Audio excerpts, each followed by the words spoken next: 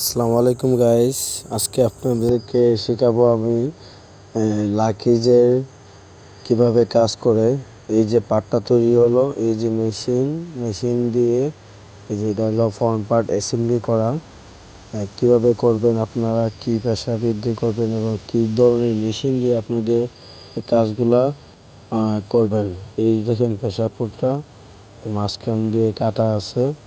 Pressure ফুডগুলো এই pressure দিয়ে করলে আপনি ইজিলি এই কাজটা করতে পারবেন। এই দেখেন আমি কাজটা করতেছি। এই যে রাউন্ডটার দিকে আসলে আস্তে আস্তে করে ঘোরাতে হবে, এটা ভাঙার সম্ভাবনা বেশি।